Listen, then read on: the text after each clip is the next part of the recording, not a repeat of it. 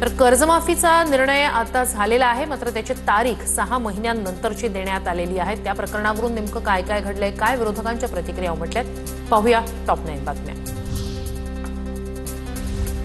0% व्याजदरानं पैसे दिल्यानंतर कर्जफेडा सारखं फुकट, सारखं माफ कशाला हवं? अजित पवारांचं मोठं वक्तव्य, आम्हाला निवडून यायचं होतं म्हणून बोललो। अजित पवारांच्या विधानामुळे वादाची शक्यता। शेतकऱ्यांच्या कर्जमाफीचा निर्णय 30 जून 2024 पर्यंत घेणार, मुख्यमंत्र्यांची घोषणा। कडूंच्या शिष्टमंडळाची निर्णयाला सहमती, प्रवीण परदेशींच्या अध्यक्षतेखाली उच्चाधिकार समिती 6 महिन्यात अहवाल देणार।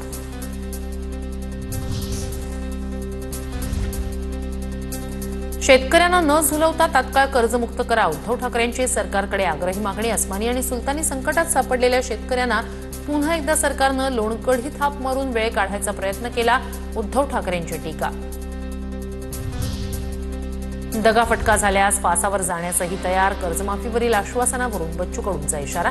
सरकारचा पैसा शेतकऱ्याकडे जात नाही तोवर आंदोलन संपणार नाही, कडूंची भूमिका।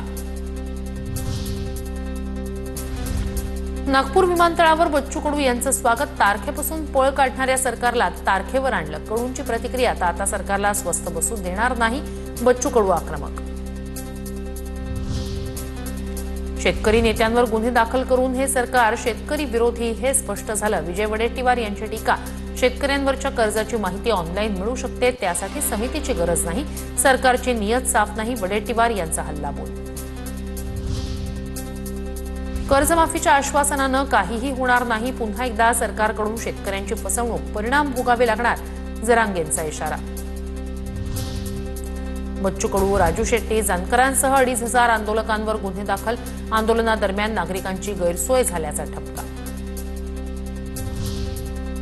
पुढील अर्थसंकल्पात कर्जमाफीबाबत तरतूद केली जाईल, सध्या कर्जमाफी करण्याची स्थिती नाही, भाजप आमदार परिणय फुकेंची प्रतिक्रिया। कर्जमाफी आणि आगामी निवडणुकांचा संबंध नसल्याचंही वक्तव्य।